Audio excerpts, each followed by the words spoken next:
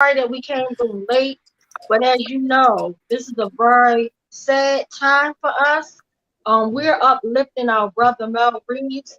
He was a dedicated, loyal, warrior brother, even while he was in the hospital.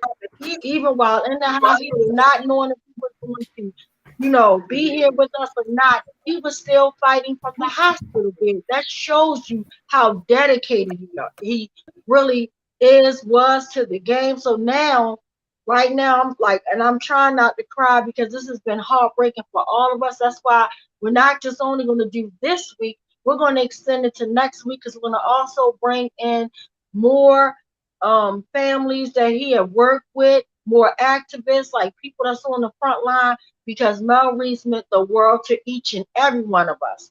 If you ever met this beautiful king, oh my God, he was beautiful, a beautiful soul inside and out with a fighting warrior spirit, a living legacy. And now he's our ancestors. So that's why we decided to dedicate in his honor our 442 West Wednesday, 40, I'm sorry, 42nd West Wednesday. We decided to dedicate this to our brother Mel. So I'm going to bring on who I call my sister warrior queen. I got both of my queens in here with me, and I'm so excited to have these two warrior queens with me.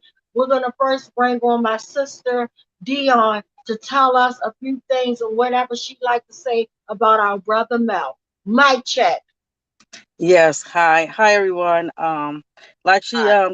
sister said, that it's emotional, to know that someone you fought and try to make change for police brutality pass away. Also, I had respond to his text when he was in the hospital. He was still able to, mingle on Facebook. Tell people how he was feeling and how he made it to see 2022. But what I want to say, the first day I met Mel is when we all flew in to Minnesota. It was snowing, and we went out there and we had called ourselves. Well, we did the it was Tony and Lisa and many more other families. We went mothers. We had went to take the knee. We went out there, and I was so pleased to be even um, supportive to that movement that day. And then we had did another call for the Minnesota the Mother March that all the mothers had was flew back into Minnesota, and we all wore white. And just to talk about the issue of George Floyd. So to meeting him and to see his energy and his fire.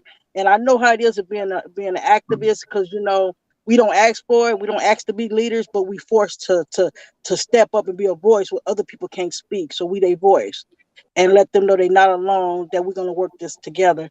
And so I was just pleasure to be able to be in his space to not only fight for justice, but also know him and be able to hug and talk and laugh with him as well. Absolutely, my queen. Thank you so much for sharing that. And also, I want to bring on our sister queen, Tony, to actually share a mother too. And then to have both of these mothers. Let me tell you, first of all, let me tell you guys, I know it's all about our brother Mel tonight, but for these ladies, both to have to lose their children.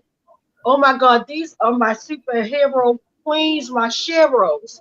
These are my queens, y'all, because I know how it feels to lose a brother. Like my brother was my father, my brother was my everything, right? To lose him and have to be in this nasty fight going on 9 years is ridiculous. But for us to have him cheer with us, two mothers that lost their sons that fight like hell. That's why I just want to tip my hat off to these queens. And I'll never forget what Dion said, my sister Dion said, when George Floyd got killed. She said that was a cry that all the mothers in the movement, all the sisters, everybody heard that call. And she was absolutely right. So we have, like I said, we're going to bring my sister Tony on to tell us, about Mel and whatever else she want to share about our brother Mel. Mic check. Mike check. And also, before you start, Tony, I want to let them know, if I can say right quick, is I'm Yes. here to support all the way from California, Stockton, California, supporting Mel. Yes. Good evening, everybody. Thank you, Tawanda, for having me on West Wednesday again. Dion, yes, I wanted to talk about how I first ever met Mel too. It was through Mass Action Against Police Brutality, which is organized by Brock Sattler. Brock and Mel came together and hosted an event called Take a Knee in Minnesota.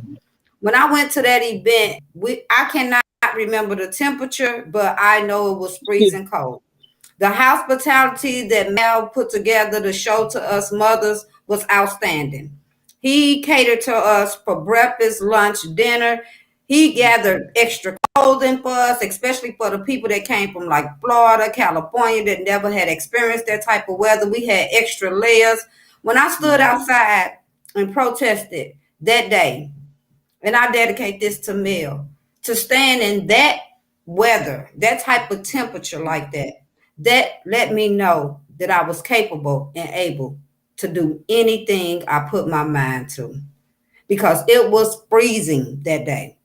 And I had on like 3 pairs of pants. I bought high hands from home. I gave Dion some. Some of them didn't even know what high hands was, but they was too happy to have it. Like our Florida lady, Tangela, they hadn't experienced no weather like that before. So for all of us to come together and to be able to take a knee and standing out there taking on the police just all together as a team, it was about 60 or so of us. But we still made a hard impact, and that came from the hard work and the dedication of Mel Reeves. And I appreciate everything he has done to fight against the injustices for all the families globally. And thank you, my queen, for sharing that. And I just wanted to share too. And it's just you ever meet somebody and you can't even remember where you met them at. You like, I feel like I've been knowing them for a lifetime.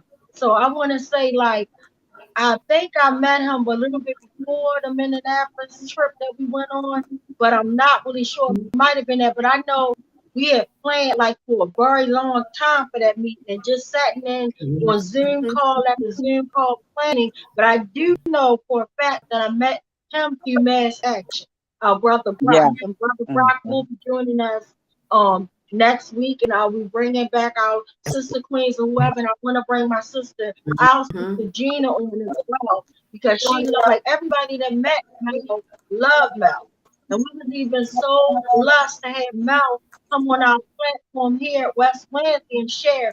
And speaking of which, so we're gonna take a 11 minutes, guys. So I want you guys to just pray for Mel family if you pray and watch this video. Like literally watch this video about brothers speaking. So he actually spoke, longer than that, but we split the video in half. So we're gonna watch 11 minutes right now. 11 minutes. And I want you to just watch and just listen. Listen to our powerful brother that embraced us. And not only did he embrace us, he touched the world. He was a true king. Listen to his words, and that doesn't even give light on all the half of the work that he did. And like my sister Queen Dion said, and it touched me when she said something about, about New Year's Eve. He made it every year. And I think, like my brother Brock said, because when I called, I was crying with each and every last activist. I called Brother Brock, and Brother Brock said, you know what?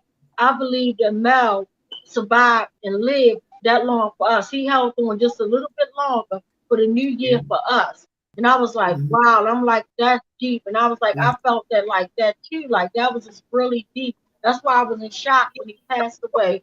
But no further ado, I'm going to turn it over to our brother Ben. He's going to play an 11-minute video of our brother. I'm going to actually turn my camera off so I can watch my brother because I know I'm going to be in tears just hearing him speak. But the good part about it is I feel like this, he's still here in the spirit.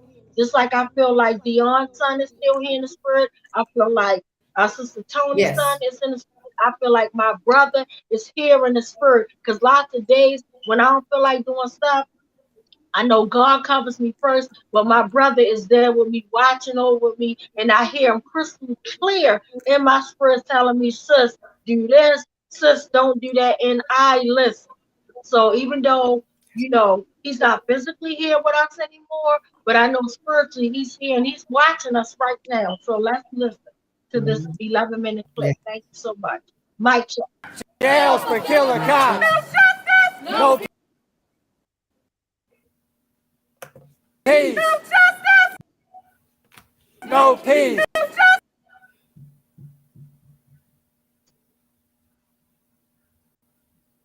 No peace.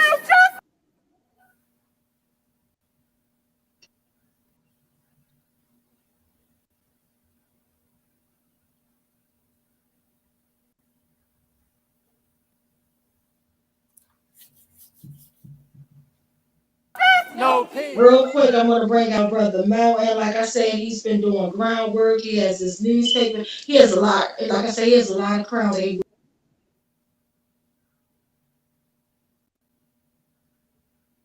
So, no further ado, Brother Mel. Mic check. Mic check. Can y'all hear me okay? Mic check. Yeah. We hear you. Sister Latoya, I know she gave me a chance to go early, and I tried to time it because my ride has been waiting on me because they had to get back, going to get down to the protest today. But I'm glad to see you on here because we're struggling with some of the same thing you struggle. So this is a big old case, and the medical examiner filed it in the case of George Floyd. Now, he got on the stand today and pretty much said George Floyd died from a heart attack. And he said it was brought on by, he threw in the kitchen sink, y'all. He said the drugs, he had hypertension, heart disease. And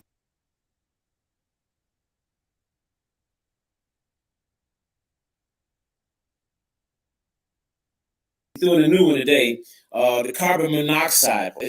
He just threw in everything up against the wall. And so somebody mentioned this earlier. It's important to know that this dude is from South Africa. His formative years were in apartheid South Africa. Folks under 35 probably are too young to remember the fight to free our South African brothers and sisters from the apartheid. And so this guy is an Afrikaner. And I don't want to cast aspersions without knowing, but it's not hard to make a stress that this cat might be a racist because we all experienced in Maryland. He's done these cuts. Somebody said he's cookie cutter ME reports, and I noticed in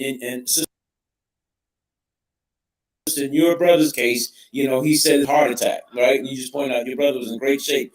Well, he just did this on national TV, and what's interesting is that the lawyers could not. I guess I don't know. I guess they couldn't bring it to court. They can smear you, but you can't smear them. You would think that the prosecution would raise the fact that he's being sued in Maryland for what? Misdiagnosis. And that, I don't know the exact term, but misdiagnosis, right?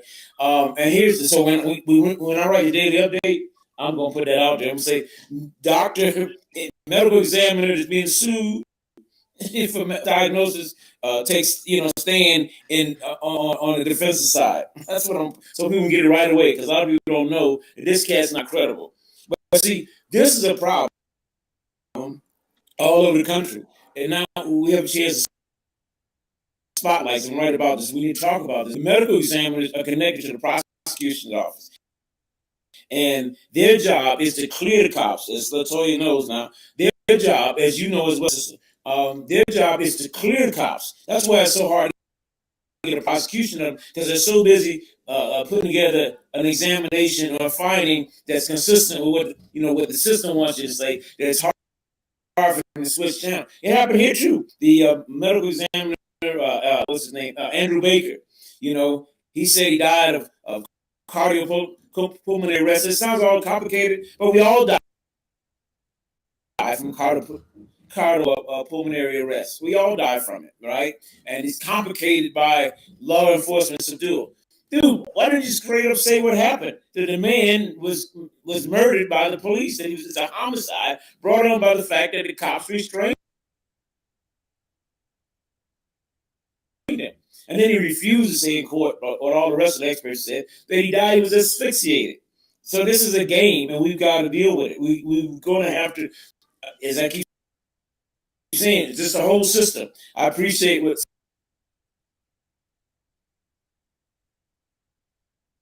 Sister Latoya was saying earlier, but sister, these people are corrupt. The whole thing is corrupt. The folks in those houses and the legislative office, to the people in the White House, this whole system has to be restructured, y'all. It's all designed to continue to keep us down. If you ain't got no money, if you're white, you ain't got no money. If you're black, brown, Asian, you know what I'm saying, yellow, red, whatever. You know, if you're female, gay, whatever, that this thing is decided, it's set up to hold us down. And the sooner we recognize that fact, the better chance we have of fighting back. When I got on there, brother was saying 43 people got killed in just 2 weeks by the police. That's insanity. We keep putting up with it. So to the other point that you want to be talking about is the thing that happened here. I mean, here we are in the middle of the Chauvin trial, right? Less than 15 miles away, you would think that the cops would be on their best behavior. There's something you need to pay attention to. These people are pushing back. This is a political struggle. The street cops, the wild cops, are pushing back, right? They're still doing brutal stuff because on some of what they're doing is they're throwing their finger at us. They're saying, what you gonna do? We're gonna continue. You would think average human beings with the spotlights on them, if they've done something bad, they're gonna like back up, right? The average person, not these cats. Here in Minneapolis, the cops are still harassing people in the midst of the trial. I wrote a piece about they grabbed this young man who was a dispute over the neighborhood. Some kid had carjacked somebody. They had the wrong kid. So the young people were trying to tell him, you got the wrong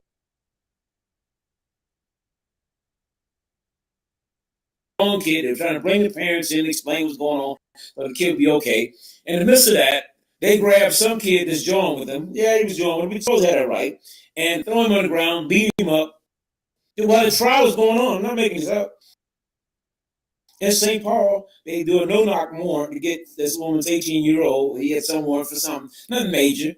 They go in his house and grab this 11, 12-year-old brother by the neck. So, I mean, what kind of people do this? And so one of the reasons that they keep doing it is we refuse. We keep thinking of these people like they're us. And they're not. If they were, they wouldn't do that. Tawana, y'all, Brother Mike, y'all ain't running around shooting nobody. You would, even if you had a gun here, you wouldn't shoot nobody, right? I mean, the only way you shoot somebody or hit somebody is because they did something to you. We got to reassess this. That they're doing this for a reason. Part of the reason they're doing this, they want to, they want to intimidate us. And so here we are fighting, you know what I'm saying, organizing around, we're having protests, trying to put pressure on folks to get justice for George Floyd, right? We're having protests every day. And Sunday, your friend Tashira Garrett here in Minneapolis has organized a group called Family Supporting Family. You all have heard her on the phone when we've had our meetings. And she's been fighting to reopen the cases here. We've been with her. And we had a protest on Sunday for the anniversary of a fiance. You can't make this up. The protest was scheduled for 2:00, y'all. At 1:47, they had done laid this down. I mean, it's just on and on and on. And somebody called me from NPR today, and they get mad at me because I don't accept every interview. I don't have to be on. I just want to tell the truth. I have a vehicle to tell the truth. You pointed out. Y'all go to spokesman-recorder.com. You want to see the unadulterated truth of what's going on here? We'll put it out. It's a black press. You got me, who is not just a journalist, but an activist, been doing it 30-some years, and we're putting out the truth best as we can from our perspective. You don't have to go to the Times or Washington Post or anybody else. You can go to little old Spokesman Recorder and get the updates about what's going on here. Now, we may not be able to report in Detroit or Baltimore, but we can tell you what's happening here. You want to get it from the horse's mouth? Come on, because we're telling the truth, because we're giving analysis. We're letting you know what's going on behind the scenes. Like today, I'm going to tell the truth about that doctor. And the fact that he comes out of South Africa, out of maybe a racist background, and that for years he has been rubber stamping these examinations, and they're lying too in the story. Somehow he retired. He didn't retire. He resigned to keep from getting fired. There's a big difference from resignation to retirement. So anyway, I went over another tangent, but so they killed this kid, and then this lady's trying to say, and now they finally charged. And the only reason they charged it, people pay attention to this, because many you ain't got as many black folks you got in Baltimore and other places, but we come out and we fight. Sister Wanda tell you, and I've been leading it. I led a lot of them over the years. We come out, we fight. We don't take stuff laying down, and they charged this woman only because they realized we weren't going to stop coming out. Right? They put a curfew on it. A lot of kids didn't care nothing about the curfew. I bowled behind in because they got to maintain the paper. Otherwise, I probably got arrested a day or two. Because they definitely like throw my behind in jail. But we kept fighting, and that's why. Not because all of a sudden the system, and it's all in its wisdom, and it's and it's decided they're going to do the right thing because they're out of his principles. No, he got fooled. And this woman should have been charged with second-degree murder, y'all. And so the neighborhood the dude got killed in, it's a suburb of Minneapolis. It's right in the first suburb of North Minneapolis, right? And as she pointed out to Wanda, the boy was riding down the street. He just got his car clean. When they pulled him over, they told him it was air fresh out. They pulled him over because of the tabs on his car. Now, I don't know about in Maryland, but here in Minnesota, the whole tab thing is way behind, right? Even if you pay for them, it's taking all day to get them to you. So a lot of people run on expired tabs. So there's no real good reason to stop. So it's part of what they do. They stop, they profile this kid. And then it gets crazy because they're trying, if you notice what the nation's trying, what they're trying to do, they keep trying to cover themselves on some level. It's like the Derek show is a cover, right? It's like it's like when Dylan Roof killed all those folks. If his trial is just a formality. As witnesses, son killed him. This should be a formality. They make a big deal like Derek Chauvin has a case. He don't got no damn case. You know what I'm saying? He murdered that man. We all saw it. But okay, he has to have his day in court. But stop acting like he's a real human being. If you watch him, watch him at that thing. Watch him. He's trying to act like a human being. I was in court with him. The dude gave me the creeps. That dude's a psychopath.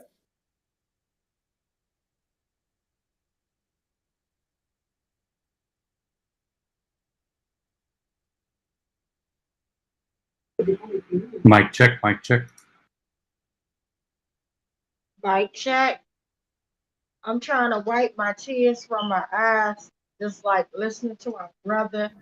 And it's just really sad because he was knowledgeable. He remind me of our brother that is like falsely incarcerated, the journalist Mumia, that pretty much they just let his health is deteriorating in a prison system. And I don't want to sound like a conspiracy theory, and I don't want nobody to, get offended by what I'm about to say. And these are my views, my opinions. This is not the West Coalition. This is not Dion. This is not even Tony. This is Tawanda Jones, okay? Speaking from my heart and from my spirit. I'm just like, with this COVID-19 stuff, for one, I do know that it's real because a lot of us, it's spread like mustard. Like everybody's getting it. I even had it. Like that's why, like literally, as much as I wanted to be like Dion and give my brother a call and talk to him, I was so weak I couldn't talk.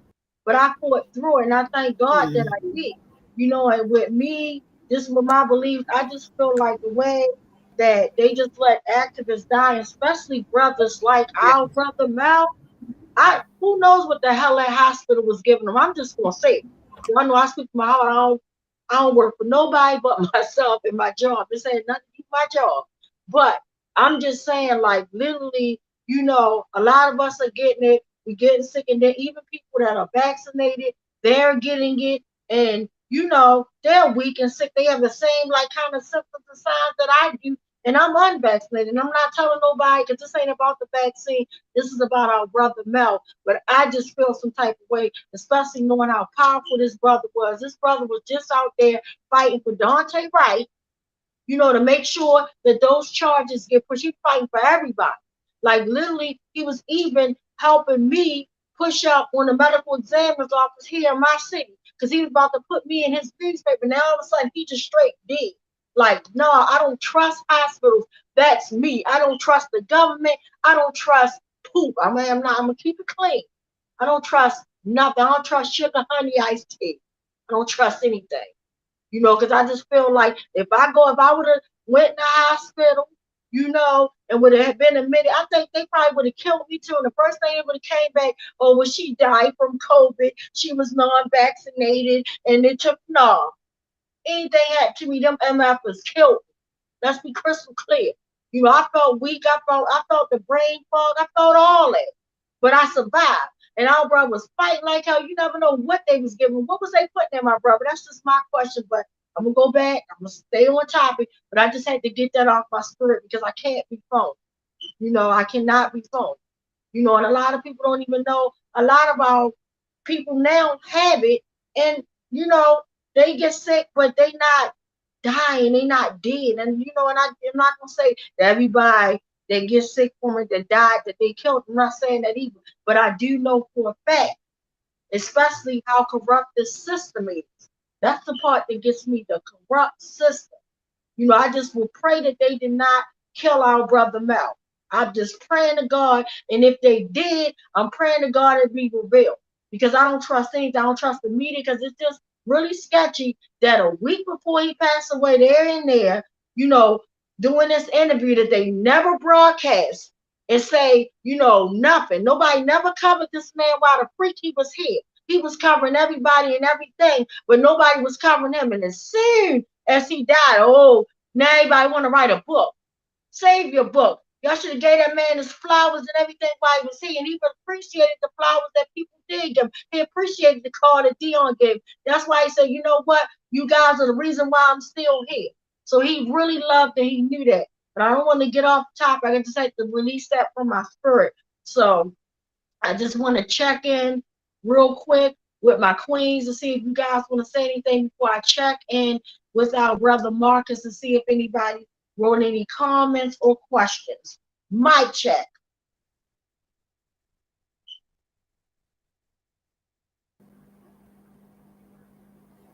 Sisters, do you guys want to say anything about Mel? Yeah, I would like to add that in 2020 when we did the Mother's March, that idea did come from me discussing what I had talked with about Dion. When George Floyd lost his life, Dion was one of the first mothers to take action behind that. And she said to me that she felt like when George Floyd cried out for his mother, that he was calling out to all the mothers around the world.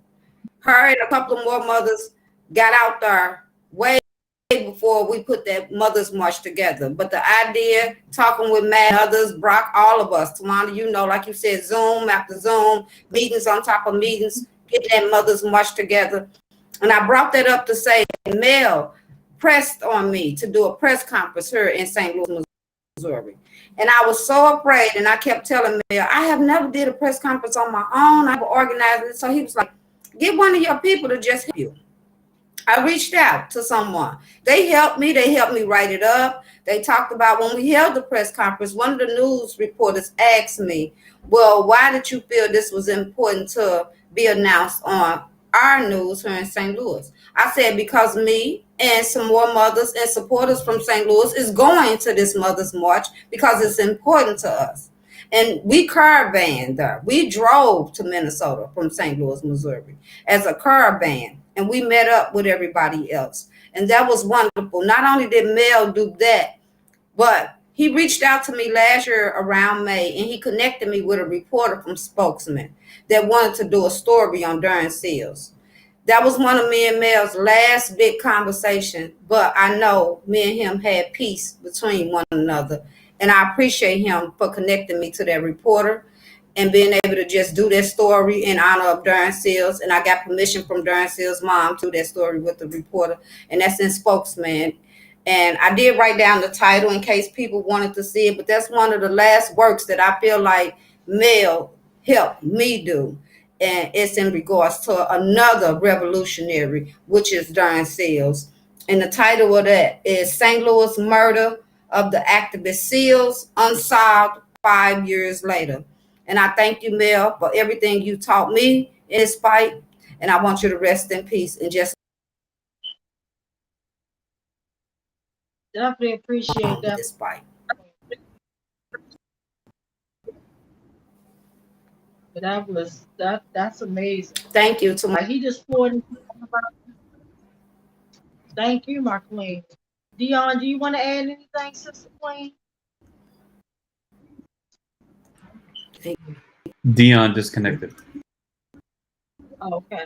Maybe Tony, you could text her and see what's going on, see if her phone died or whatever. But yeah, just knowing. And then I also too want to take an opportunity to ask our brother Ben, you know, do you want to share anything about Brother Mel? Because you was actually, you know, you done met him, you know, Uncle Bill met him, like, you know, the West Coalition members met him.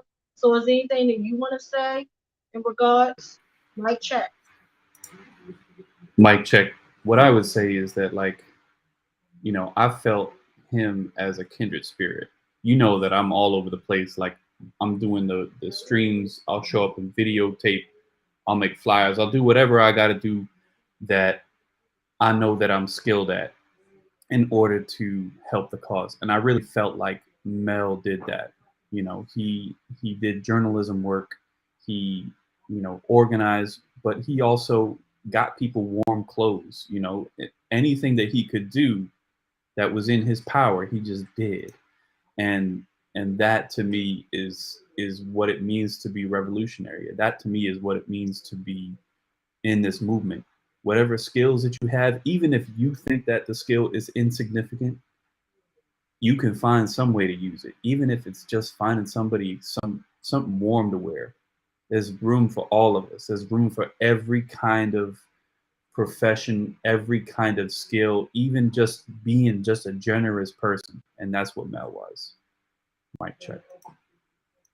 That was awesome, Ben. Like you touched on to it, like he was amazing. Like, and I love the fact of what you said that any and everybody brings something special to the table in this fight. Let's be Mel. Like, let's have that Mel spirit, you know. And then even from his hospital bed, I'm probably feeling all type of pain, you know, probably, you know, hardly could talk, you know, because just to have a second to talk is amazing when you're sick because you're so weak. But even on Christmas Day, he was, instead of talking about himself, he was saying, be thankful. And then he was talking about a young child that was actually killed by the police. You know, when I believe if I can remember the story correctly, he pretty much said that the child was killed or something, like they was at a dressing room or shopping area or somewhere doing some type of, I guess, holiday shopping, and an officer killed him, but he went into detail. So you got somebody that's sick. Like when I was sick, I couldn't even, as much as I wanted to write, much as I wanted to do stuff, but love makes you push through. Like even when I was sick, I'm like, okay, let me mask up because I love my kids and let me cook. They used to their little Christmas meal. You know, we do a brunch of chicken and waffles. Let me just muster up this energy that they don't even know I have. Like I felt like I was dying, but I literally mustered up. I prayed. I got myself together, and I came downstairs and I cooked that meal. But it just reminded me of Mel just laying there, being sick, but not even thinking about herself, not writing about herself, writing about the fight. I see our Uncle Bill. I wanted to check in to see if Bill wants to share anything that he wants to share about Mel, because he actually met Mel as well. Mic check. I can't hear you. Your mic, I can't hear you. How about now? Yes, perfect. Okay. I only met Mel once in person, and that was brief. But I was the one that took down the video from last April when he was a guest on West Wednesday and spoke. And then yesterday I was editing it together. So I heard his presentation again and again and again in the process of putting that together. And several things struck me about Mel that I didn't understand before. One is that he's been involved for many, many years. Second is that he's taken up and played a leading role in many of the cases of police terror in helping the families try to get some kind of accountability. And he also is involved in other aspects of the fight against racism, not just this one issue.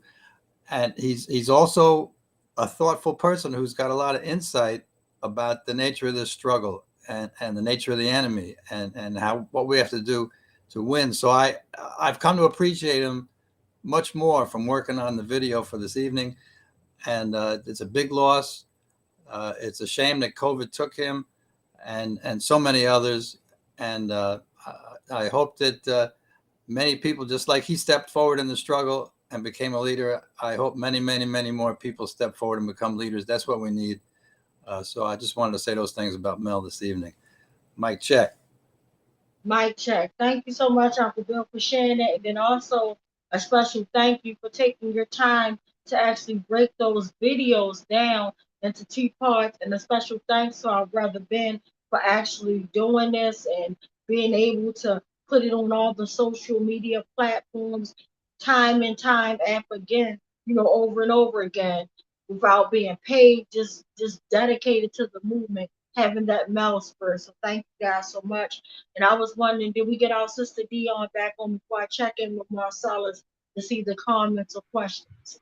I think that her internet is slow. I know that she's in a car right now, and so I think that I can see a little indication that her internet is cutting out. So that might be the reason why she's not able to join. Yeah, she just texted me and said she can't get in. I told her to try again. She said, okay. Okay, cool. Well, while she tries again, I want to check in with our brother Marcellus just to see if you have any questions or comments. Mic check. Mic check.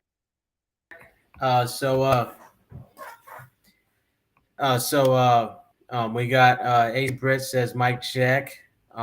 Nico being BG says, oh wow, so sorry to hear of his passing. This is on YouTube. AC Britt says, may Mel rest in power. Serafina says, what is the name of the journalist who died? AC Britt says, a journalist. Serafina says, Tawana said he was going to put me in his newspaper. Sorry, my sound is cutting out. Thank you, everyone. AC Britt says he wrote articles for a local paper in Minnesota, Mel Reeves. He was part of mass action against police brutality in Minnesota. If you're new to watching on YouTube, please hit the like and subscribe button for our metrics, referring to the West Wednesday YouTube channel. And Serafina says, thank you, everyone. I'm going to read his work tonight. Deepest condolences. And that's from YouTube. On Facebook, Hillary says, mic check. Bill says, very pleased to have this West Wednesday dedicated to warrior brother Mel Reeves. Carice Haslam says, mic check. Angela says, mic check. Carlos Ball says, rest in peace, Mel Reeves. Hillary says, he will not be forgotten. Bruce says, hey, all, sorry to be so late. Rest in peace, Mel Reeves. Bill says, Serafina, the journalist freedom fighter whom we're honoring tonight is Mel Reeves. Emily Gonzalez says, we love you, Mel. The last conversation I had with him in July, he wanted to come support our family. Mic check. Mic check. And thank you, Marcellus, for that. Thank you so much. And I'm going to check in again just to see were we able to get Dion back on. Mic check. She sent me a screenshot of a picture of her like she's on screen, but it looked like she's froze. Yeah, she joined briefly and froze and then left again. Oh, well, if we're not able to bring our queen back on tonight, have no fear, because next week we'll be here and we're going to do another powerful West Wednesday dedication to our brother. And thanks so much for everybody that like commented and things of that nature. And thank you, Sister Dina, for updating our sister Serafina, which I call her AKA Go Hard. And just thanks everybody for tuning in. And then it just broke my heart for the sister that just said that Mel was going to actually come and, you know, help fight with her family. And that's just how Mel was. Like, you could pick up the phone, or he'll send you a text, he'd check on you. Your fight became his fight. He was very dedicated to it. And again, he was going to connect me, I guess, to the paper in which we were talking about. I think it's a spokesman, but he was going to actually, you know, write up my brother. So he told me to send him all the details. And that day that we had West Wednesday, I'd be remiss not to tell you guys what it was about. I know you heard his speech, but we actually had Antoine Black sister on, Latoya, and we were talking about the dirty medical examiner's office, dirty David Fowler, who we're still trying to get accountability for, not just my big brother Tyrone West, not just for Antoine Black, but for all the victims of police brutality. And it's just sad that they play these games. You know, even with the Antoine Black, where they always try to water stuff down. So again, but I'm glad that Mel was honored to be on that West Wednesday. So just want to check in real quick again, just to see if anybody else want to say anything about our brother Mel. Remembering Mel. Mic check. Mic check.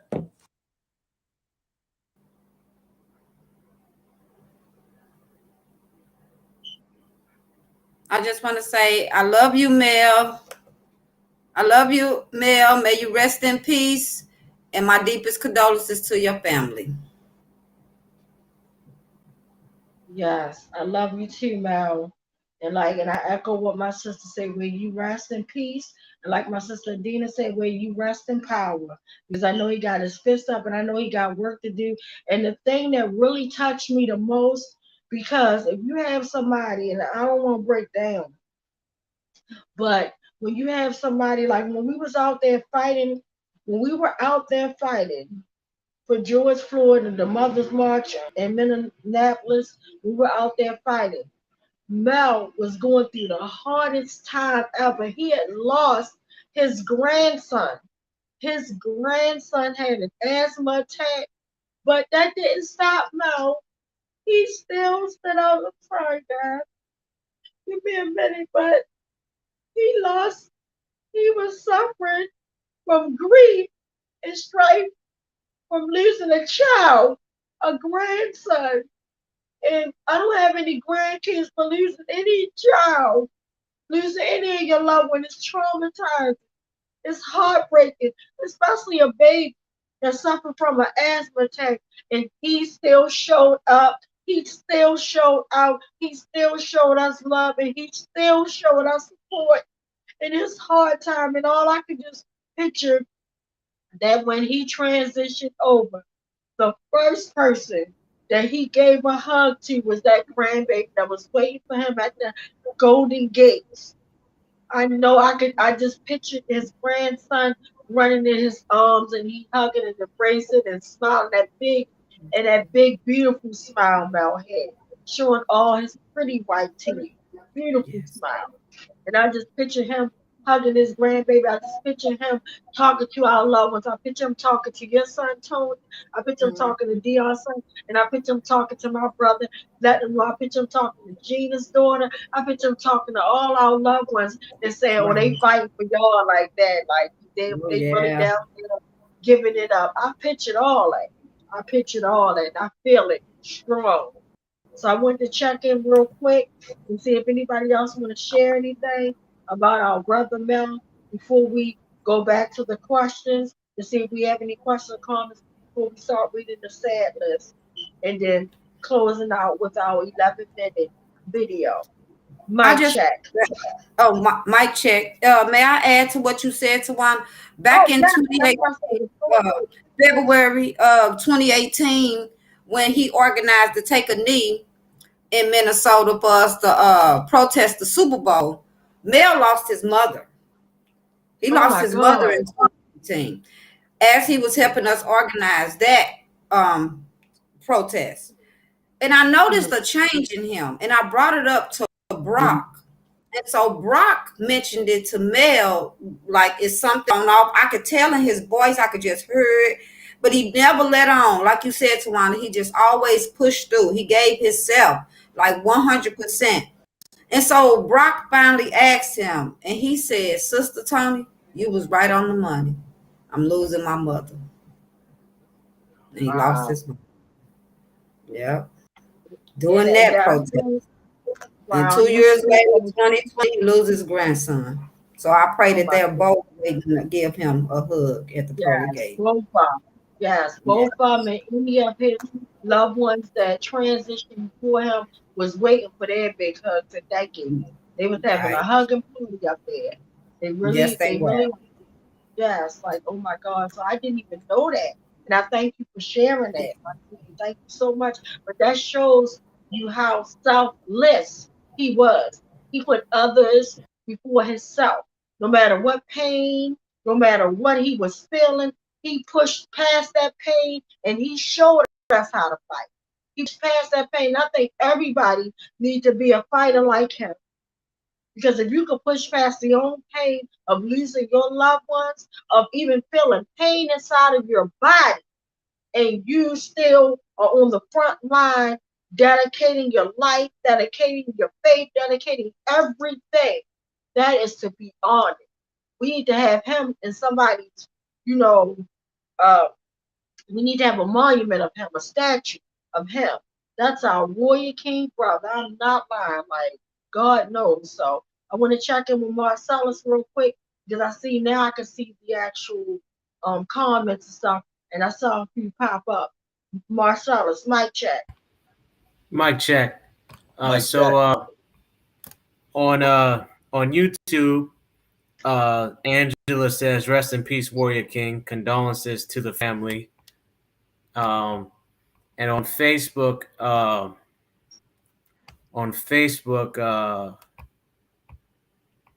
no changes on Facebook. Mic check. Mic check. Mic check. So do anybody else want to share anything before we move on to the sadness? And I apologize, I had to get up because I see my phone is about to die and the devil is a liar. So if anybody else would like to share anything, mic check. Yeah, I wanted to share something real quick. The reason why you can see the comments is because our good brother Brian went ahead and donated the entire. So I went ahead and got the subscription, so we can have 10 people on here. We can do all the things that we need to do. That was so I just wanted to give a shout out sweet. because Brother Brian really is a real one. That was so sweet. Thank you so much. Because I'm like, why did it just change? Because at first I couldn't see nothing. Now everything looks sharp and crystal clear. You can see anything. But again, thank you so much. Thank you so much. Like Ashe, thank you. Sending love. Thank you so much. You just never know how far just a simple act of kindness can go. Thank you so much. And I also just really quick wanted to show you, it's just sad how this capitalist world works. Like, it's just sad, like, why with a free trial we can't be treated with respect? Like, everything was cutting off. Our other brother wasn't able to get on. I couldn't have my sister Queen, Angela, and Q, who probably wanted to share some things. It's just like sad, like, but I'm so glad and I'm so grateful. So thank you so much. Mic check. Anybody else want to say anything or comment before we go to the sad list? Because out of respect of the sad list, if you notice, we never go back to the comments or questions. We kind of pretty much wrap it up because at the end of the day, I want to keep in mind that we are here for the families that are grieving, whether they're on the community list or the sad list. A life lost is really a life lost, and it's heartbreaking. So we don't want to, just out of respect for them and staying in the solidarity with them, just showing them respect. That's how we normally just kind of wrap up with a few other words, but that's why we don't go back into any questions, comments. But real quickly, before we go to the sad list, and I'll wrap up and I'll closure. Do anybody want to say or add anything? And then I want to check on the Marcellus because I think I still see more comments or questions coming through. Mic check. Mic check.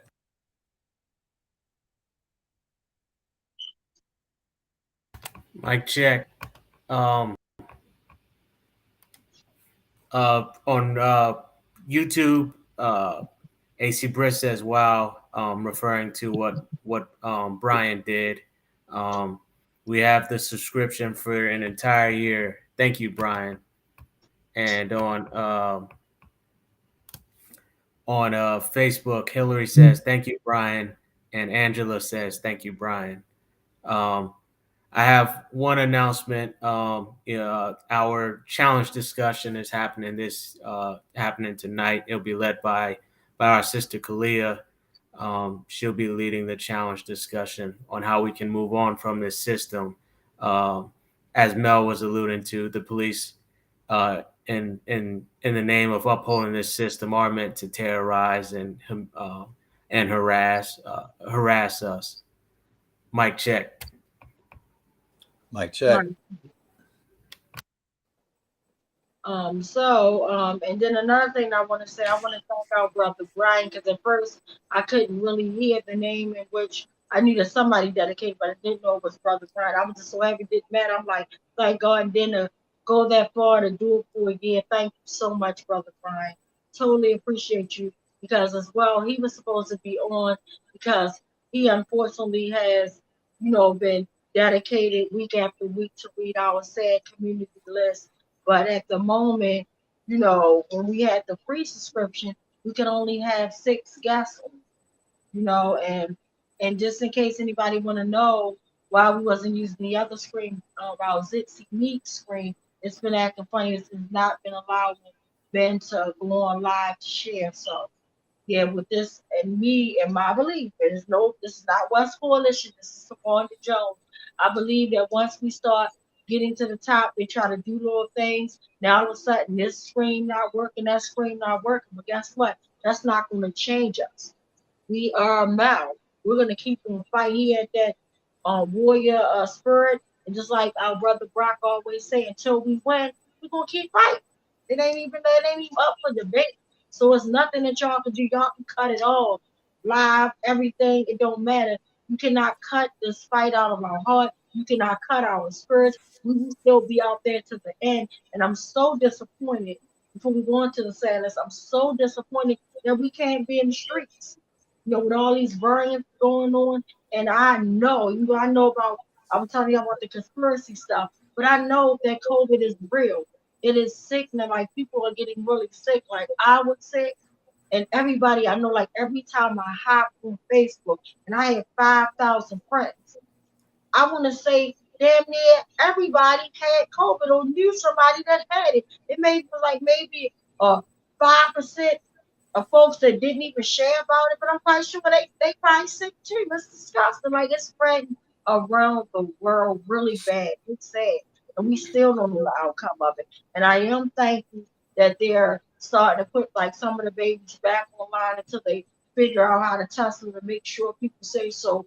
If whatever you want to do to keep yourself safe, I suggest that you do that. Whatever, if you believe in a vaccine, by all means get it, whatever you believe in. That's going to keep us safe. But most importantly, make sure you keep on a mask, make sure you keep the social distancing, because nobody even talking about the social distancing. Like, that went out the window when people are getting sicker and sicker. Like, even in the market, like, I remember people used to be back 6 feet. Now they up on your back. I have to actually ask you, excuse me, did you back up some? Well, I'll just move and go to another line. Like, it's sad, like, but it's real. So just definitely keep safe and keep protecting yourself. But before we go to the sad list, I want to ask anybody on here about Sister Tony. You want to share anything else before we wrap up? And I want to give a big shout out to you, Sister Dion, for actually taking your time to come on here. So thank you guys so much. Definitely appreciate you. Mic check. I just would like to thank you, mic check. I would like to just thank you once again for having me on, just having that loving, current spirit and that warrior spirit. You lights my fire on a many a days. I done told you that. And I just want to thank the entire Wednesday team. Thank you guys. Thank you. Thank you, so sweet, my queen. Thank you so much. And I wanted to tell you that Peach Cobbler look good, so you don't pump me up because now this weekend I'm gonna make peach cobbler. I don't like it, but I know a few of my family members that do, so I'm gonna be making some peach cobbler this weekend. But you was the reason why I made my homemade apple pie on Sunday. You saw that pie? I said, okay, let me make me an apple pie real quick. Right. That peach cobbler look good. And how did your sweet potato pie come out?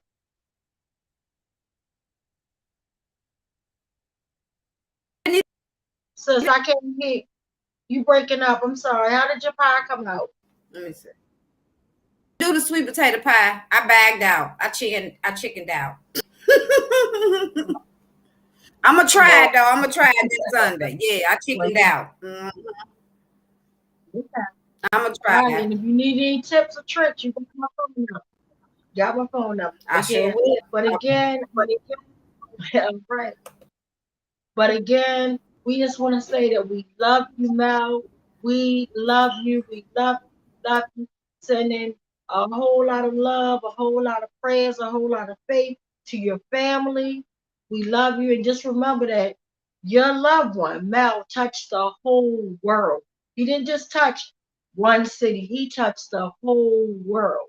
So we truly want to be like our brother Mel, a person that can touch the whole world. Remember, history is based upon his or her story, and that's your life.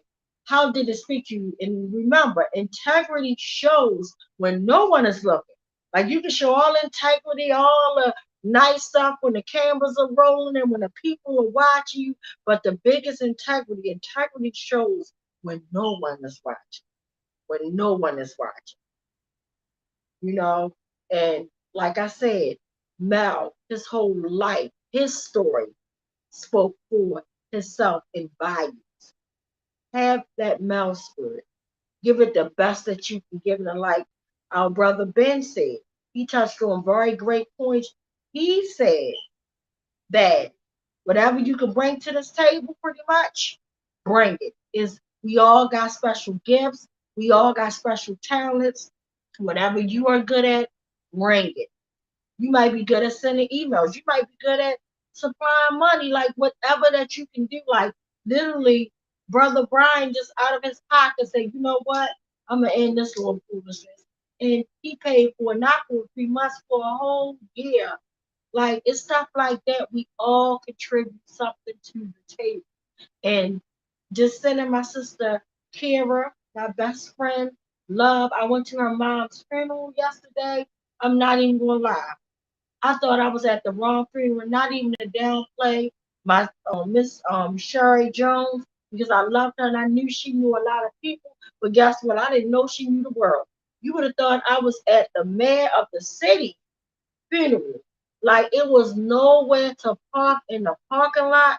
Like I literally had to park blocks away. There was other people following me. I literally stayed on the outside, like at the door, because of my fear of COVID, just to hear, you know, all the poems that was read at the memorial. It was very beautiful. Even though it was sad time, it was very beautiful. But I'm like, oh my God, like for me to see all ages, babies that from young kids to elderly people, young guys, young girls, like Lottie Dottie and everybody masked up. Like, oh my God, it was really beautiful. So I just want to let my sister, Queen Kira, know y'all did an awesome, amazing job with the memorial service. So, and anybody that's going through hard times, and I'm sorry that I didn't even get a chance because the officer, Kiana, that was killed, you know, in a line of duty. Like while she was at her job, she was actually killed. Her funeral was yesterday, and they had her, you know, funeral services like over the weekend. I wanted to go and see her, and I didn't get a chance to, you know, pay my respects. But I was truly watching it for everybody that went in our community to show our sister Kiana, Holly Love. Thank you guys so much, because that was a mother that was executed. That's how I see it. At the end of the day, like, that shows you that we're not anti-police, we're anti-police brutality. That's a big difference. And then just to kind of jump back, because I know it's all about Mel, and I've been jumping all around scrambling. But before we read the sad list and close out, I just wanted to say, I hope what I'm hearing is not true. But I had the nerve to hear that the governor went on and was talking about giving the police more money. Like, are you freaking kidding me? Like, you should invest. You want to invest in healthcare. Especially right now, we got this pandemic spread. Invest in education, invest in everything. Like, they get a lot of money now. Like, it's just sad. Like, invest in teachers. Like, we get nothing but pennies. Like, this is sad, but that's, it is what it is. But again, just showing respect to any and everybody that lost someone, just like we're showing you love. So unfortunately, I'm gonna check in for one last time. It's the final mic check, just to see if anybody else want to share anything, if any questions, comments, or anything that anybody want to share before we go to the sad list with Uncle Bill. Mic check. Mic check. All righty. Well, it looks like we're clear that nobody wants to share anything. So before our Uncle Bill reads the sad list, and I don't know which order he's going to do it. I don't know if he's going to start off with the community violence, or is he going to start off with the police brutality. But to have any of your loved ones on either one of those lists is heartbreaking and sad. And I know how sad it is, because I done experienced both lists, and it's not a good thing. It's not a good feeling. And when you go through it, at the end of the day, you wouldn't care if it was an officer, you wouldn't want to care if it was somebody, a community person. You just want accountability. And to me, there is no closure unless you could blame, and that's just my views. Nobody else, just my views. But it's no closure when you can't have your loved one there. But there is healing, because at the end of the day, I just want everybody to know that life, it's great, it's good. We go through our trials, we go through our tribulations, but guess what? At the end of the day, nobody can out death. I don't care how rich you are. I don't care how poor you are. I don't care how great you are. I don't care how sad you are. There's a time when we are born, and there's a time, unfortunately, when we have to leave this earth.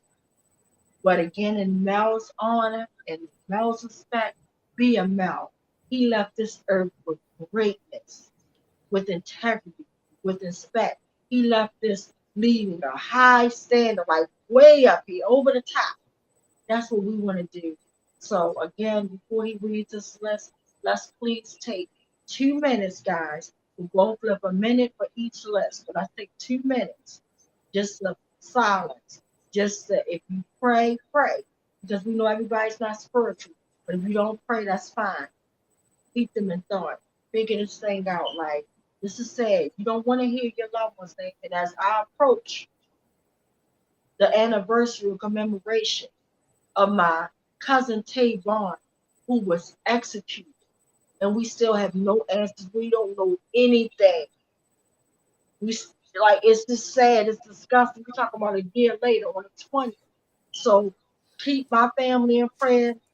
Keep his 2 beautiful sisters, Samaya and Jamie, in prayer. Please keep my beautiful aunt Dolores in prayer. Keep us all in prayer, because I just want to let you know, and I want to let anybody that's listening to me, that's following me right now. Just because we're not talking about things, I don't know what happened, because again, everything is just all over the place. But I just want to say this: whenever we're able to talk about this thing, I'm not going to shut the hell up. I just want to remind everybody, this is a dirty system, and it doesn't even matter if your loved one was killed by law enforcement or killed by someone on the street. This system is dirty, the way they do things. And for our man to say, oh, we got the best investigators in the world, in the country. Oh, he must ain't talking about Baltimore. You got to be talking about somewhere else. I want to know what city, what state he was talking about that these very fine investigative detectives are, because they damn sure not in Baltimore. They damn sure not. They all corrupt. I said it. This ain't my auntie. This ain't my cousins. This Tawanda Jones. Me. I said it. I said it. So we're going to take 2 minutes starting now to show homage. And again, before anything, I want to let Mel know we love you, Mel Reeves. You are a true queen. I'm sorry, Queen, Lord Jesus, I'm tired. You are a true king, a true fighter, a true warrior that have everybody watching over you. You fought for all the queens, the kings of the world. You fought for everybody. And we give you thanks. We love you now. Like our brother Brock said, until we win, until, and like I said, until cell blocks and killer cops, we're going to keep on fighting. So as you look down, you're going to keep on saying our fight over and over and over again until we win. So let's take 2 minutes right now. Mic check. Mic check.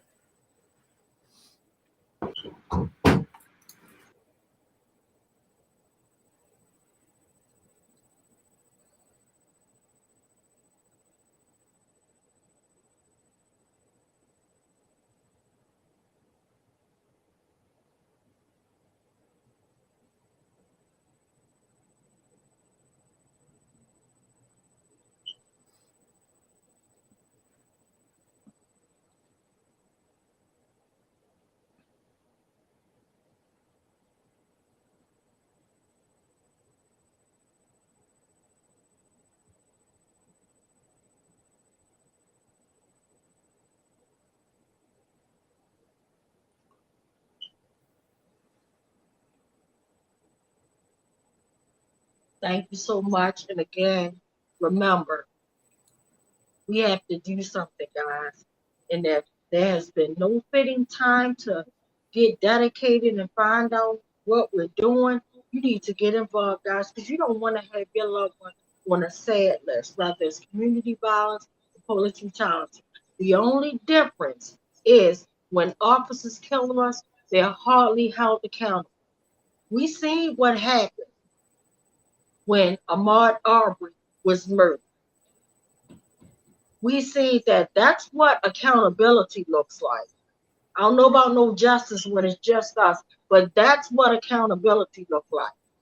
It looks like when you have a killer, when you have killers that decide that they want to take somebody's life and then do a sick act of video in it, that's what accountability looks like. Life without parole. And then even in a case with Roddy or whatever his name was, the sick bastard that wanted to block him in video and hit him with his truck and played a crucial role. And even at his age of 50, with him getting 30 years, even when he come down to the road, I'm just going to leave it right there. So I'm going to turn it over to our Uncle Bill. Mic check. Mic check. We didn't have room for everybody to be as guests this evening, and the person, as Brian, who so kindly made the contribution tonight, ordinarily reads the list of community violence victims, and that falls to me tonight to do that, and also the victims of police brutality. I want to start by saying that we're losing a lot of our young people. You're going to see that on both lists tonight. If you would repeat after me and uphold the names of the people who've been killed as a result of community violence, and honor them and their families and their loved ones and friends. First, at 17 years old, Bernard Thomas. Bernard Thomas. Thomas. At 16 years old, Desmond Canada. Desmond Canada. Desmond Canada. All right. And if I wasn't clear, these are all people whose lives were stolen by community violence here in Baltimore City. Third, at 23 years old, Jordan Braxton. Jordan Braxton. Jordan Braxton. At 34 years old, Ryan Williams. Ryan Williams. At 28 years old, Darius Walker. Darius Walker. At 20 years old, Jose Morales. Jose Jose Morales. Morales. At 50 years old, Bryant Levi. Brian Levi. Brian Levi. At 39 years old, Kiana Holly. Kiana Holly. At 15 years old, Jarrell Gomez. Jarrell Gomez. At 24 years old, Curtis Brown. Curtis Brown. Brown. 21 years old, Kashira George. Kashira George. And the last person killed in Baltimore City from community violence between December 19th and January 1st, 21 years old. Please honor and uphold Raheem Smith. Raheem Smith. So that takes us now to the list of people who've been killed by the police. This is around the United States, and tonight we're covering the time frame from December the 23rd to January the 4th, a little less than 2 weeks. And we have 16 people killed by the police in that time frame. And the first is a tragic case, 14 years old, female, killed in Los Angeles on December the 23rd, unarmed. And I'm hoping that our comrades in Los Angeles are aware of this and will do their best, like Mel would, to fight alongside that family and get some accountability for this young person who was untimely ripped from the world. If you would repeat her name, Valentina Peralta. Valentina Peralta. On December the 23rd in Los Angeles, again, 24 years old, killed by police, Daniel Lopez. Daniel Lopez. In Huntington Beach, California, the man has not yet had his age posted, and his name has not been identified. Ashe. In Silver Spring, Maryland, close to home for us, on December the 29th, 27 years old, killed by police, Osman Cisse.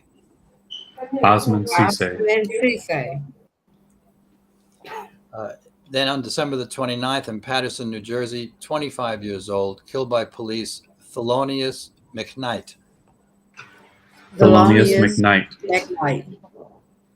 In Pine Hills, Florida, on December the 30th, 28 years old, killed by police, Kadeem Smith.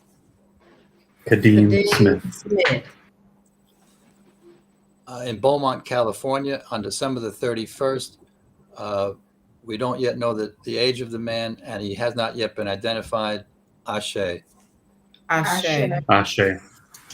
In Jonesboro, Louisiana, on January the 1st, 63 years old, killed by police, Michael Dobbins.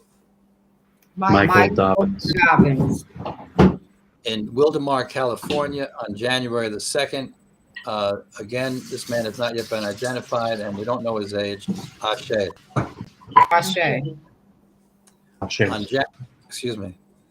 On January the 3rd, this is in Murphy, Idaho, 54 years old, Charles Castro. Again, on January the 3rd, in Mesa, Arizona, 26 years old, Caleb Stanford. Caleb Stanford. I'll say it once more. I think perhaps I didn't pronounce his name clearly enough. Caleb Stanford. Caleb Stanford. On January the 3rd, in Mesa, Arizona, 49 years old, James Child. James Child. In Gresham, Oregon, on January the 4th, it's a man, his age has not yet been released, and we don't know his name as of yet. Ashe. In Paulden, Arizona, on January the 4th, again, a man, but we don't know his age, and he has not yet been identified. Ashe. In Philadelphia, also close to home, on January the 4th, a man who has not yet been identified, and we don't know his age. Ashe. Ashe. Ashe. And the last stolen life that the police heartlessly took from us in Bahama, North Carolina, a woman, and her age is not yet announced, and she has not yet been identified. Excuse me, not yet identified. Ashe. Ashe. Ashe. And that concludes the reading of these names this evening. For any friends and family members and loved ones that are listening, we send our heartfelt support and condolences, and we hope to join you in the fight for accountability. Mic check. Mic check. Mic check. Yeah, so again, any life that is lost is tragic, it's sad, it's heartbreaking. Any life that's lost is sad. So my heart goes out to everybody that is suffering from grief right now. My heart goes completely out to you. My heart goes out to you. Everybody that's on the list, you have our deepest heartfelt condolences. Sending you oceans of love, prayer, thought. We are right there with you guys. So sorry that you guys are going through what you're going through. But again, this is the day that we dedicated to our brother Mel. I wish we could be in Minneapolis right now. I wish I could have attended his funeral service. I knew that it was, sad but beautiful because he poured into everybody's life. So thank you, Mel Reeves, for everything. Thank you for being who you were. And it's as if almost in closing, I'm going to say this before we take you out with the video, the closing or conclusion of the video that we started with, that our Uncle Bill did an excellent job on putting together, breaking it apart. But just reading his posts, going back to what he said on New Year's, how he broke down how he was a nerd, and he said he had a big old head, he had to crack it up, and just say how intelligent he was, and how the things he pretty much wrote about his life. And that's why I just almost feel like it just seems like to me that like when people are getting ready to leave or transition over, it's almost they start like saying, it may seem like they're saying weird things, but they're almost preparing. So thank you, Mel. Thank you, thank you, thank you, thank you. We love you. Thank you, thank you, thank you, thank you. So like we brought you in, we're gonna close you out. And a big shout out again to our brother Brian, because now next week, y'all don't want to miss West Wednesday. It will be our 443rd West Wednesday. You do not want to miss it because we're going to be with Mass Action. We're going to have our sister Dion back on. I'm trying to get my sister Gina Bess on. We're going to have Lottie Dottie and everybody on. And now we can, thanks to our brother Brian. Thank you so much, brother Brian. Thank you, West Coalition. I love you guys. Like I always say, live to love to live. I love you all.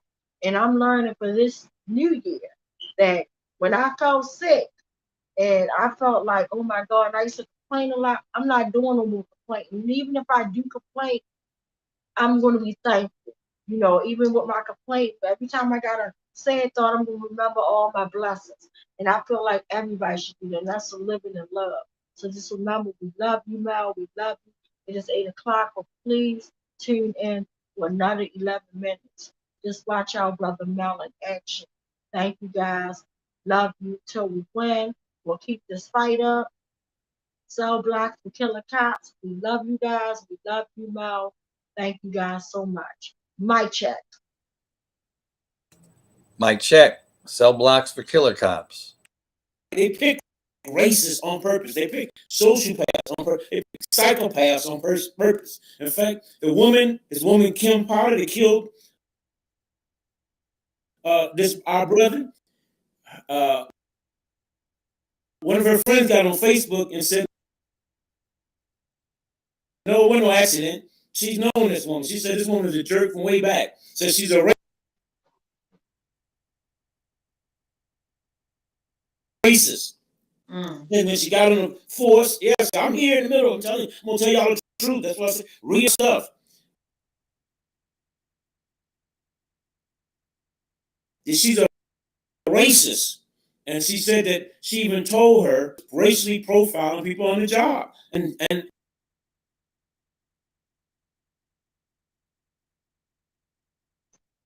that's based on. She said it's probably no accident. This woman is a racist. Now, if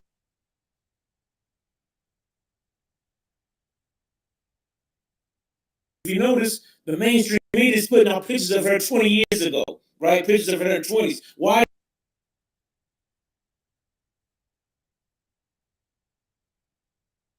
They want to do that. They want to put a nice face on. Again, they want to say, oh, it's an aberration.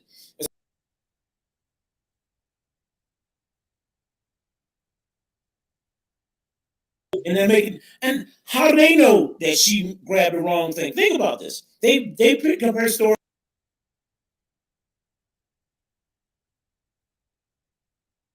and run with it. Now, if we had done that, they would have picked up my story. When I said that, said, no, that nigga, we don't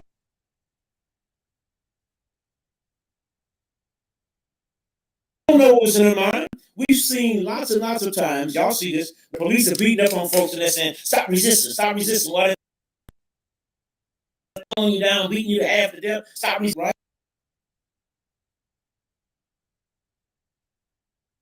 As a way of justifying what they're doing. Because she yelled taser with the damn gun in her hand, and she's been on for 26 years. Let me tell y'all something.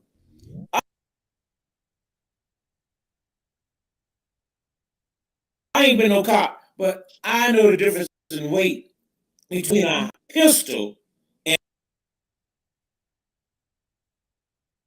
a taser. Have you ever seen them? They don't look alike. They don't weigh. They have a different feel. When she got it in her hand, two things should come to mind. It doesn't feel like a taser, and it's too heavy, right? But she kept it, and so she's not innocent.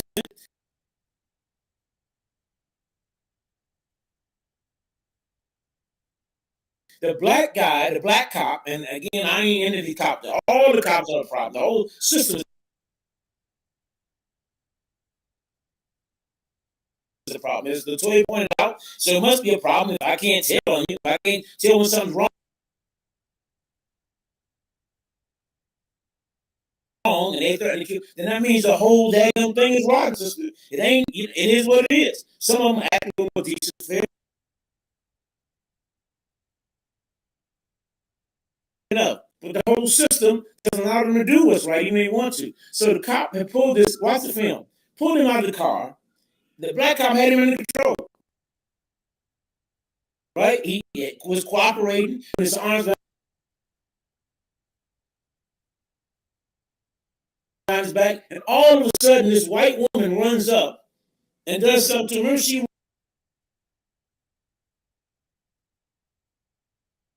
runs up on him. I don't know. It moves too fast, but she started this. He was okay.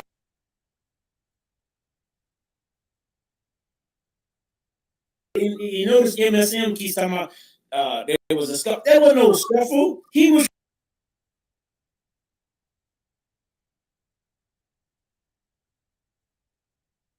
cooperating. She started the scuffle. She rushed in there and pushed him. I don't know why, but she was doing.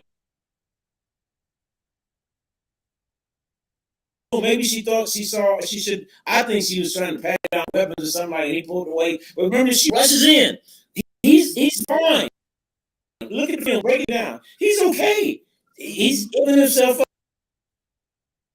up for some foolish warrant. Turns out, y'all,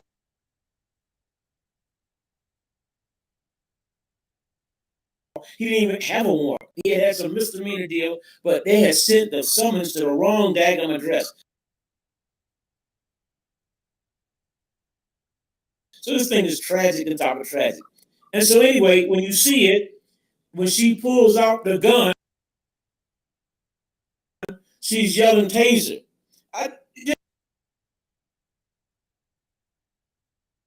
Just because she's yelling taser don't mean she's tasing him. We gotta push back on that. We need to write about it and push back on this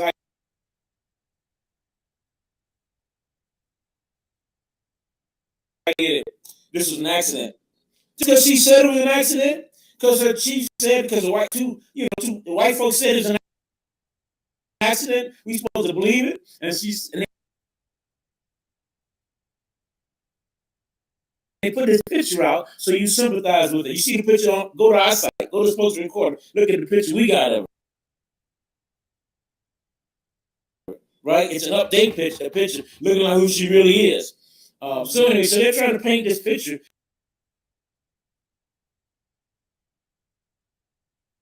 This woman that just accidentally, they ain't been doing an accident. When they killed your brother's sister one, that wasn't no accident.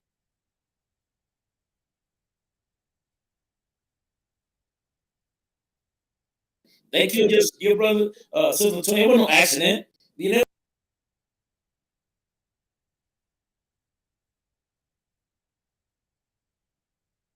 I want to say it's an accident. No, man. I'm gonna tell you something.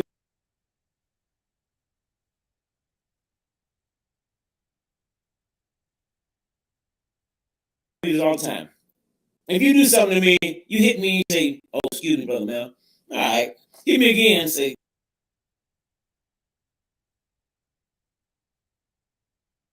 "Oh, excuse me, brother Mel." Then hit me a third time and say, "Excuse me, brother Mel." I'm suspecting that maybe you're doing this on purpose, right? And that's what we have to understand. There ain't no accidents. And this woman needs to go to jail for murder. We see her. She points a gun at a man sitting in the car. He ain't got no gun. He ain't got no weapon. They can't say he had a weapon. He pushed away from her. She started this. He's struggling with her. We can't quite see what she's doing to him, but she looks like she's grabbing him, and he's resisting it because he's a human being. Human beings resist people doing stuff to them they shouldn't, right? And because he acted like a human being, he's dead. But the prognosticator's gonna try to, wipe it over, clean it over. I said, "Oh, she meant well. He was resistant." No, he wasn't. Look at the first. He gets out of his car, turns his back. The guy's got his arm, and all of a sudden, this woman runs up and starts trouble with him and shoots him for no reason. I ain't buying it. And then she's talking about, "Oh, yes." No. Anyway, so the other thing that's insignificant is that we're fighting here, y'all.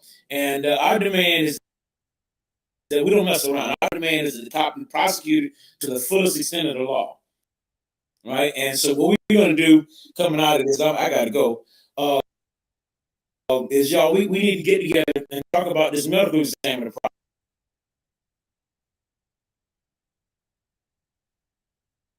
We need to protest them. Now I think about it. So remember, it's when people say the whole system, y'all, the whole system is rotten. We know it. You saw the healthcare system fall apart during COVID. Wait until COVID passes and watch the daggum education system. Oh boy, they're really gonna have a hard time trying to educate our folks. Y'all, it's a system, and we got to restructure it. You all feel that pain. So, you feel the pain of a system that's designed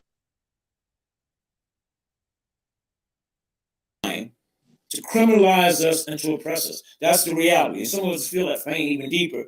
And so, what we got to do for the folks who haven't been victimized yet, we got to, like y'all do, keep fighting. Keep telling about your struggle so people know this thing is real. All right, I'm gonna stop there and I'll take a question too. And I'm gonna have to go. Thank you, Mel. Marcus, do we have any questions or comments? Yes, we do.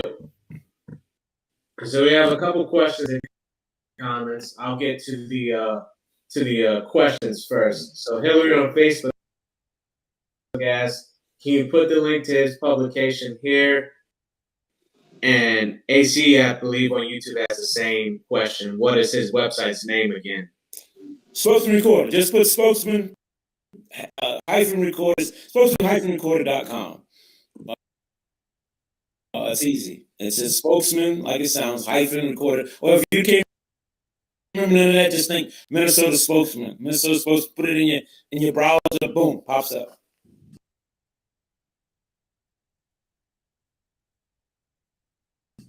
Charlene says that carbon monoxide statement Fowler made is just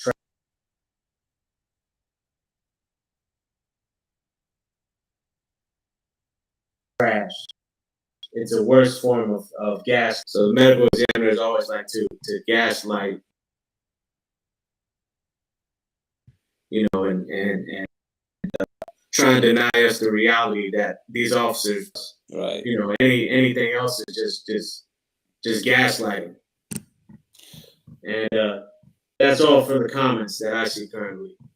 So what he said, y'all, was that George Floyd was just going to die. He said he just had a heart attack. That was the time. He just had a heart attack. He left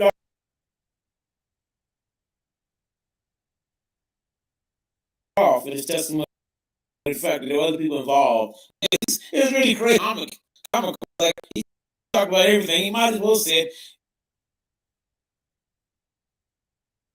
he might, if he's in South Africa, if he was in South Africa, he just said he died because he's a Kaffir. And Kafirs die. That's what he was saying, y'all. Not what they're saying. It's saying, I ain't gonna say the N-word. They said N-word died. And this Negro just died. That's what they're saying to us. He just died. What's all this excitement about? That Negro just died. Negroes got bad hearts, enlarged, had hypertension, high blood pressure, sickle cell, AIDS, COVID.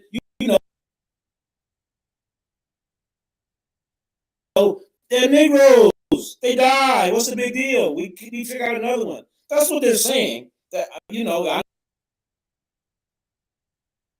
I'm being hyperbolic, but that's what the defense is saying. Dudes throw everything. We have excited delirium. That's a black thing. That's for black people. So that's an excuse to kill black people. What was wrong with him? The girl had excited delirium. Well, let's look that up in the medical journal. Can't find it. You know who made it up? The same people you assume. They have a clique. It's a white hooded clique of folks that work with the police to make sure that black people, brown people, and people ain't got no money, and other folks are oppressed. It's a clique that supports the oppression of human beings. And they medical off their names, right? Because they don't know nothing about Hippocratic Oath. Their job is to help these people hold us down. That's their job. To justify all the horrible stuff.